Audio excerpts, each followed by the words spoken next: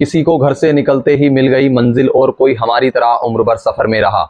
विनेश फोगाट की कहानी भी कुछ इसी तरह की है। ये महावीर सिंह फोगाट जी की भतीजी हैं, जो गीता फोगाट की छोटी बहन है। देखिए, जब ये छोटी थी तो इनके पिताजी की हत्या कर दी गई तथा इनकी माताजी को कैंसर है और हरियाणा के बलाली में इनका जन्म हुआ, जहां पर कुश्ती एक परंपरा। आमिर खान की 2016 की मूवी याद होगी दंगल, जो कि महावीर जी के ऊपर ही बनी, जिसमें बताया गया है कि कैसे महावीर जी ने अपना अधूरा सपना पूरा करने के लिए अपनी लड़कियों को दंगल में उतार दिया और गांव वालों ने इसे देखकर कहा कि क्या अब छोरी भी दंगल लड़ेंगी। ठीक वैसा ही विनेश फोगाट के साथ भी हुआ। 2013 में इन्होंने अपनी कड़ी मेहनत से एशियन चैंपियनशिप में सिल्वर जीता है। उसके बाद इन्होंने 2016 में रियो ओलंपिक में क्वालिफाई किया, लेकिन एक गहरी चोट के कारण ये आगे नहीं खेल पाई और इनका सपना चूर चूर हो गया। लेकिन ये फिर भी नहीं रुकी। बताया जाता है कि इन्होंने एक दिन भी स्टेडियम को मिस नहीं किया, चाहे ये बीमार हैं या इनके साथ कुछ भी पर्सनल परेशानी रही। और इतनी कड़ी मेहनत करने के बाद 2018 में इन्होंने कॉमनवेल्थ गेम और एशियन गेम्स में दोनों में गोल्ड जीता और उसके बाद में इन्होंने क्वालिफाई किया 2020 के टोक्यो ओलंपिक में। लेकिन एक बहुत बड़ी इंजरी के कारण ये आगे नहीं जा पाई।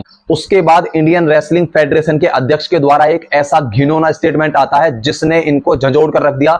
उन्होंने कहा कि हमने ओलंपिक में खोटा सिक्का भेजा। विनेश फोगाट के भाई हरविंदर सिंह कहते हैं कि जब उनको खोटा सिक्का कहा गया तो वो डिप्रेशन में चली गई और इसी स्टेटमेंट के बारे में बार बार सोचती रही। लेकिन एक एथलीट की पहचान है कमबैक करना, और इन्होंने फिर से कमबैक किया और फिर से क्वालिफाई किया 2024 के पेरिस ओलंपिक। जब इन्होंने एक ही दिन में 3-3 मैच जीत कर दिखाए तो साबित हो गया कि ये खोटा सिक्का नहीं, ये एक खरा सोना है। देखिए, कुश्ती के दो प्रारूप होते हैं, फ्री स्टाइल और ग्रीको रोमन। ग्रीको रोमन में आप कमर से ऊपर के हिस्से पर प्रहार कर सकते हैं, लेकिन फ्री स्टाइल में आप ओवरऑल बॉडी पर प्रहार कर सकते हैं।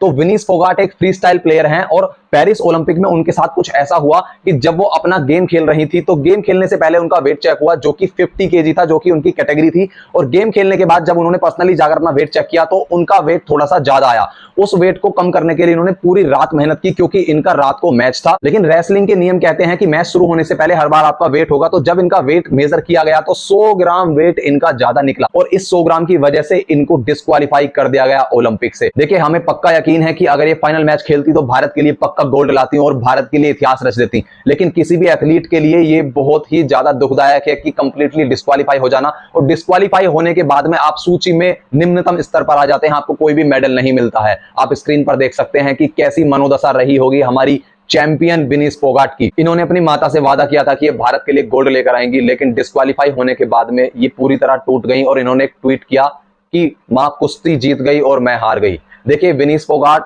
पूरा भारत आपसे कहना चाहता है कि आप भारत की गोल्डन गर्ल हैं और हम सभी को विनेश फोगाट से प्रेरणा लेनी चाहिए कि इस तरह का चुनौतीपूर्ण जीवन जब किसी व्यक्ति का होता है तो कैसे निखरना होता है और कैसे आगे बढ़ना होता है।